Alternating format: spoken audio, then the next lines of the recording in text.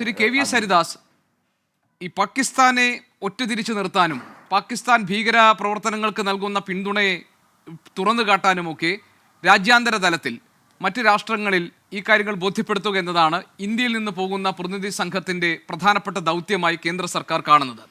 അതിന് കേന്ദ്ര സർക്കാർ നിശ്ചയിച്ച വ്യക്തികളുണ്ട്. അവരുമായി പാർലമെന്ററി കാര്യ മന്ത്രി കിരൺ റിജിജു നേരിട്ട് സംസാരിക്കുകയും നിങ്ങൾ ഇതിൽ ഉൾപ്പെടുത്തിയിട്ടുണ്ടെന്ന് അറിയിക്കുകയും ചെയ്തു. അത് അതത് രാഷ്ട്രീയ കക്ഷികളുമായി കൂടിയാലോചിക്കാതെയാണ്. അതൊരു പിഴവായിരുന്നു എന്ന് ശ്രീ കെ വി എസ് ഹരിദാസ് താങ്കൾക്ക് തോന്നുന്നുണ്ടോ?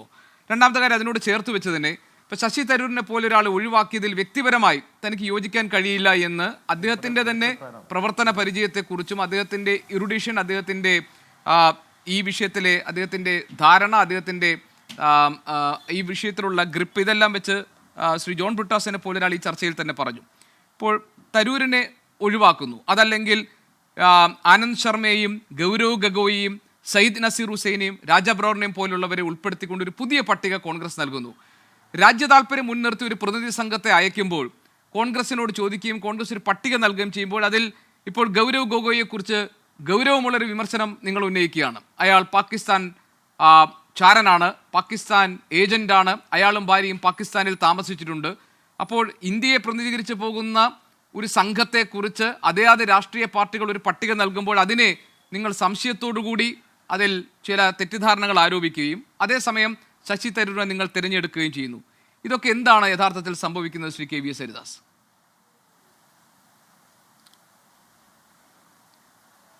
അല്ല ഗോപി, ആദ്യമായിട്ട് ഞാൻ നന്ദി പറയുന്നത് ബ്രിട്ടാസിന് തന്നെയാണ്. ആ ബ്രിട്ടാസ് നൽകിയ ചില സൂചനകൾ എൻ്റെ ജോലി പകുതി ആക്കി എന്ന് വിചാരിക്കുന്ന ഒരാളാണ് ഞാൻ. അദ്ദേഹം തന്നെ പറഞ്ഞു, എന്നെ കിരൺ റിജിജു നേരിട്ട് വിളിച്ചതാണ്. ഞാൻ ഇന്ന് പരിശോധിക്കുമ്പോൾ അനവധി ഈ പ്രതിനിധി സംഘത്തിലുള്ള പലരും ANIക്കൊക്കെ കൊടുത്തിട്ടുള്ള ബൈറ്റുകൾ കണ്ടു. അവരൊക്കെ തന്നെ പറഞ്ഞത് കേന്ദ്ര സർക്കാർ എന്നോട് അഭ്യർത്ഥിച്ചു എന്നാണ്. അപ്പോൾ ഗവൺമെൻറ് ഈ കാര്യത്തിൽ എടുത്തിട്ടുള്ള ഒരു സമീപനം ഈ ജോലിക്ക് പറ്റുന്ന ക്യാപ്പബിളായിട്ടുള്ള ആൾക്കാരെ ഷോർട്ട് ലിസ്റ്റ് ചെയ്യുക, അവരോട് പറയുക. അതേസമയത്ത് കിരൺ റിജിജു പോയിട്ട് ഇന്ത്യയുടെ പ്രതിപക്ഷ നേതാവിനോടും കോൺഗ്രസിൻ്റെ അധ്യക്ഷനോടും സംസാരിച്ചു. ഞങ്ങളിങ്ങനെ ഒരു പദ്ധതി പ്ലാൻ ചെയ്യുന്നുണ്ട്, അതുമായിട്ട് പ്രതിപക്ഷം സഹകരിക്കണം, പ്രതിപക്ഷ നേതാവിൻ്റെ സഹകരണം വേണം എന്ന് പറഞ്ഞു. ഇപ്പോൾ ബ്രിട്ടാസിനോട് നേരിട്ട് വിളിച്ചു. ബ്രിട്ടാസിനെ കമ്മിറ്റിയിൽ ഉൾപ്പെടുത്താൻ അല്ലെങ്കിൽ ഈ ടീമിൽ ഉൾപ്പെടുത്തിയത് CPM-നോട് ലിസ്റ്റ് ചോദിച്ചിട്ടല്ല. അതേപോലെ CPM-നോട് ചോദിക്കാത്ത ഒരു ലിസ്റ്റ് കോൺഗ്രസിനോട് ചോദിക്കുമെന്ന് നമ്മൾ കരുതണോ? കോൺഗ്രസിനോട് ചോദിച്ചു എന്ന് പറയുന്ന പ്രസ്താവന കോൺഗ്രസിൽ നിന്നുണ്ടായിട്ടുണ്ട്, ശരിയാണ്. ഞാൻ മനസ്സിലാക്കുന്നത് ഈ ടീമിനെ നിശ്ചയിച്ചത് ഗവൺമെൻറ് തന്നെയാണ്, ഹാൻഡ് പിക്ഡ് ടീമാണ്. അതിന് ഇപ്പോൾ നേരത്തെ ബ്രിട്ടാസ് തന്നെ പറഞ്ഞ പോലെ അതിനുള്ള ചില കാരണങ്ങളുണ്ട് ഓരോരുത്തരെയും തിരഞ്ഞെടുത്തതിൽ. ചില മുസ്ലിം ഫേസസ് ഉണ്ട്, വനിതകളുണ്ട്, അവരുടെ നയതന്ത്ര തലത്തിലുള്ള എക്സ്പെർട്ടൈസ് ഉള്ളവരുണ്ട്, മന്ത്രി എന്ന നിലയിലുള്ള പരിചയമുള്ളവരുണ്ട്.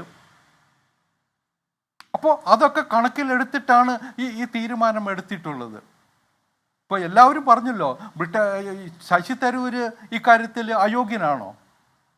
തരൂരിനെ മിനിസ്ട്രി ഓഫ് വിദേശകാര്യ സ്റ്റാൻഡിംഗ് കമ്മിറ്റിയുടെ അധ്യക്ഷനാക്കാൻ ശുപാർശ ചെയ്തത് ഇതേ കോൺഗ്രസ് തന്നെയല്ലേ? കോൺഗ്രസിൻ്റെ നോമിനി ആയിട്ടല്ലേ അദ്ദേഹം അധ്യക്ഷനായത്? അപ്പോൾ കോൺഗ്രസ്സുകാരനായ വിദേശകാര്യ സ്റ്റാൻഡിംഗ് കമ്മിറ്റിയുടെ അധ്യക്ഷനെ ഇത്തരം ഒരു പ്രധാനപ്പെട്ട അസൈൻമെൻറ്റ് നിശ്ചയിക്കുമ്പോൾ ഇഗ്നോർ ചെയ്താൽ അതുണ്ടാക്കുന്ന വാർത്ത ആകുമായിരുന്നു? അതും ഗവൺമെൻറ്റിന് ചിന്തിക്കണ്ടേ? അതുകൊണ്ട് ഇവിടെ ശശി തരൂർ മാത്രമല്ല, ഇതിൽ പോകുന്ന എല്ലാവർക്കും അവരുടേതായ യോഗ്യതകളുണ്ട്, അതിനുള്ള കഴിവുകളുണ്ട്. അത് രാജ്യത്തിന് വേണ്ടി ഫലപ്രദമായി വിനിയോഗിക്കാൻ കഴിയുന്നവരാണ് എന്നുള്ള ബോധ്യം മോഡി ഗവൺമെൻറ്റിനുണ്ട്. അല്ല, അങ്ങനെയാണെങ്കിൽ ഈ ഗൗരവ് ഗൊഗോയിയെ കോൺഗ്രസ് നിർദ്ദേശിക്കുമ്പോൾ അദ്ദേഹവും ഭാര്യയും പാകിസ്ഥാനിൽ താമസിച്ചിട്ടുണ്ടെന്നും പാകിസ്ഥാൻ ഏജന്റാണെന്നും ഒക്കെ ഹിമന്ത ബിശ്വ ശർമ്മയെ പോലൊരാൾ ആരോപിക്കുന്നതിന്റെ അടിസ്ഥാനം എന്താണ്?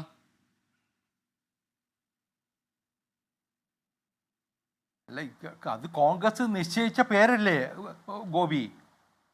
കോൺഗ്രസ് നിർദ്ദേശിച്ച പേരല്ലേ? ഞാൻ ചോദിക്കട്ടെ, ഹേമന്ത ബിശ്വ ശർമ്മ പത്രസമ്മേളനം നടത്തി ഒരു ദിവസമല്ല, ഇന്നും അദ്ദേഹത്തിൻ്റെ ബൈറ്റ് വന്നിട്ടുണ്ട് ജയറാം രമേശിന് മറുപടിയായിട്ട്. BJPയുടെ ദേശീയ വക്താവ് സംബിത് പേത്ര ഡൽഹിയിൽ പത്രസമ്മേളനം നടത്തി ഇക്കാര്യം ഉന്നയിച്ചിട്ടുണ്ട്. ഞാൻ ആ വിഷയത്തിലേക്കൊന്നും ഇപ്പോൾ കടക്കുന്നില്ല. നമുക്ക് എൻ്റെ ഒരു ദൗത്യം, എൻ്റെ ഒരു ആഗ്രഹം, ഈ വിഷയത്തിൽ രാജ്യം ഒറ്റക്കെട്ടായിട്ട് ഒന്നിച്ച് നിൽക്കണം, മറ്റു വിവാദങ്ങളൊക്കെ മാറ്റി വച്ചിട്ട്. ഞങ്ങളൊക്കെ ആഗ്രഹിക്കുന്നതാ. അഭിപ്രായ വ്യത്യാസങ്ങൾ ഉണ്ടാവും. ഇപ്പോൾ ബ്രിട്ടാസ് തന്നെ പറഞ്ഞില്ലേ, ഞങ്ങൾക്ക് പാർലമെൻറ്റ് വിളിച്ചു കൂട്ടി ചർച്ച ചെയ്യണമെന്നുണ്ട്, അല്ലെങ്കിൽ ഓൾ പാർട്ടി മീറ്റിങ്ങിൽ നരേന്ദ്രമോദി വന്ന് വിശദീകരണം കൊടുക്കണം എന്നുള്ള അഭിപ്രായമൊക്കെ ഉണ്ട്. പല അഭിപ്രായങ്ങളും ഉണ്ടാകുന്നു, അതൊക്കെ ചർച്ച ചെയ്യാം. പക്ഷേ ഇന്നത്തെ സമയത്ത് ഒരു കാര്യം കൂടി ഞാൻ ബ്രിട്ടാസിനോട് ഓർമ്മിപ്പിക്കാം, നമ്മൾ പാർലമെൻറ്റ് ഉൾപ്പെടെ ചർച്ച ചെയ്യാം. നമ്മളിപ്പോൾ ഈ ഓപ്പറേഷൻ സിന്ദൂർ എന്ന് പറയുന്ന പ്രൊജക്റ്റ് നമ്മൾ അവസാനിപ്പിച്ചിട്ടുണ്ടോ? ഇല്ലല്ലോ. പ്രതിരോധ മന്ത്രി പറഞ്ഞു, പ്രധാനമന്ത്രി പറഞ്ഞു, സൈനിക വക്താക്കൾ പറഞ്ഞു. That is A going on process. അത് വേണ്ടാന്ന് നമ്മൾ വെച്ചിട്ടില്ല, നിർത്തിയിട്ടില്ല. അത് കഴിയുന്നത് മുറയ്ക്ക് നമ്മൾ പാർലമെന്റ് ഉൾപ്പെടെ ഏത് വേദിയിൽ വേണമെങ്കിലും ചർച്ച ചെയ്യാം ഇത്തരം വിഷയങ്ങൾ. ഒരു ജനാധിപത്യ രാജ്യത്ത് ഈ ജനങ്ങളെ വിശ്വാസത്തിലെടുക്കാൻ, രാഷ്ട്രീയ കക്ഷികളെ വിശ്വാസത്തിലെടുക്കാൻ താങ്കൾ പറഞ്ഞതുപോലെ രാജ്യ താല്പര്യത്തെ മുന്നിൽ നിർത്തി ഐക്യത്തോടുകൂടി മുന്നോട്ട് പോകാൻ ഏറ്റവും ആദ്യം വേണ്ട ഒന്നായിരുന്നല്ലോ പ്രധാനമന്ത്രി വിളിച്ചു ചേർക്കുന്ന സർവകക്ഷി യോഗം. അനിവാര്യമായ ഒന്നായിരുന്നല്ലോ പ്രത്യേക പാർലമെന്റ് സമ്മേളനം. ഇതിനൊന്നും വഴങ്ങാതിരിക്കുകയും അതേസമയം തന്നെ ഇതുപോലൊരു ദൗത്യ സംഘത്തെ അയക്കുമ്പോൾ അതത് രാഷ്ട്രീയ പാർട്ടികൾ പേരുകൾ നിർദ്ദേശിക്കുമ്പോൾ അവരെ രാജ്യവിരുദ്ധരായി ചിത്രീകരിക്കുകയും ഒക്കെ ചെയ്യുന്നതിനകത്തും പൊരുത്തക്കേടുകളുണ്ട്. അല്ല ഗോപി, ഞാൻ എന്നെ വേണ്ടി ഗോഗോയുടെ വിഷയത്തിലേക്ക് വീണ്ടും തള്ളിച്ചിടരുത് തന്നെ. എനിക്കത് ഒരുപാട് കാര്യങ്ങൾ പറയാനുണ്ട് അതിനകത്ത്. വിവാദങ്ങൾ കൊണ്ടുവരണ്ടെന്ന് വിചാരിച്ചിട്ട് തന്നെയാ. അത് ഒരു മുഖ്യമന്ത്രി മാത്രമല്ല, BJPയുടെ ദേശീയ വക്താവാണ് പറഞ്ഞത്. ആസാമിലെ മുഖ്യമന്ത്രി അത് പറയാൻ കാരണം അദ്ദേഹത്തിൻ്റെ ഗവൺമെൻറ് നിശ്ചയിച്ച ഒരു SITയുടെ ഫൈൻഡിങ്ങിൻ്റെ വെളിച്ചത്തിലാണ്. ഇന്ത്യ ഗവൺമെൻറ്റിൻ്റെ ഏജൻസീസ് അതിനെക്കുറിച്ച് പഠനവും വിശകലനവും ഒക്കെ നടത്തുന്നുണ്ടാവും എന്ന് വിചാരിക്കുന്ന ഒരാളാണ് ഞാൻ അതിലേക്കൊന്നും ഇപ്പോൾ കടക്കുന്നില്ല. അത് നമുക്ക് പിന്നീട് വേണമെങ്കിൽ അത് മാത്രം ചർച്ച ചെയ്യാം.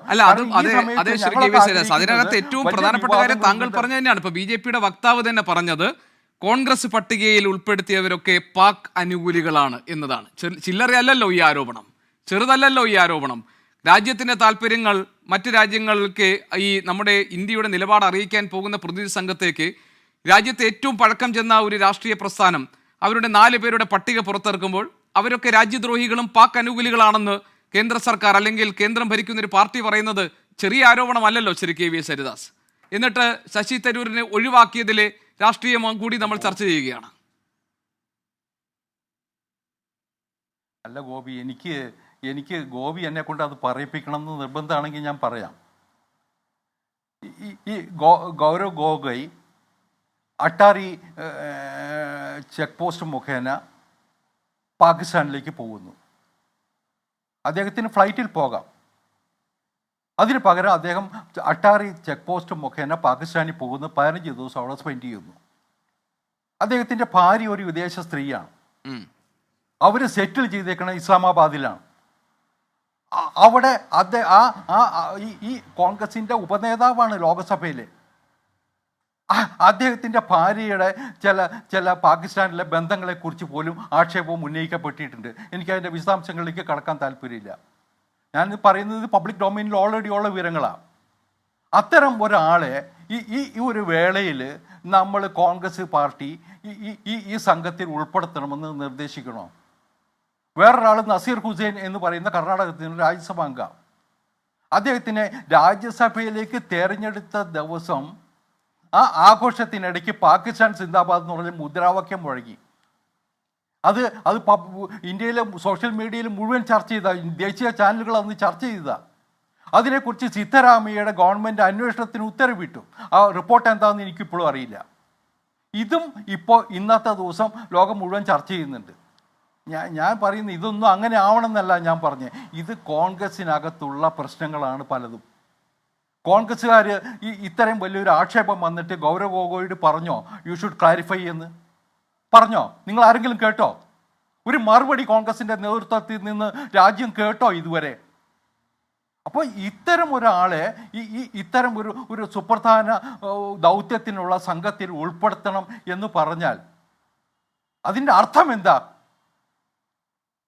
അത് ഗൗരവമുള്ള വിഷയം തന്നെയാണ്. ഞാൻ വേണമെങ്കിൽ വിശദമായിട്ട് അതിനെക്കുറിച്ച് ചർച്ച ചെയ്യാം. ഇതിനേക്കാൾ കുറെ കൂടി ഡീറ്റെയിൽസ് അന്ന് നമുക്കിവിടെ അവതരിപ്പിക്കുകയും ഞാനൊന്ന് ഇടപെടട്ടെ. കാരണം നമ്മുടെ ഒരു അതിഥി ശ്രീ ജോർജ് പൊടിപ്പാറ 8 മണി വരെ നമ്മളോടൊപ്പം ഉള്ളൂ. അദ്ദേഹം മറ്റു ചില എൻഗേജ്മെന്റ്സിലാണ്. ഞാൻ ഒന്ന് അദ്ദേഹത്തിലേക്ക് പോയിട്ട് താങ്കൾ പറഞ്ഞ ഈ വിഷയത്തിന്റെ മറ്റു ഭാഗങ്ങളിലേക്ക് വരാം.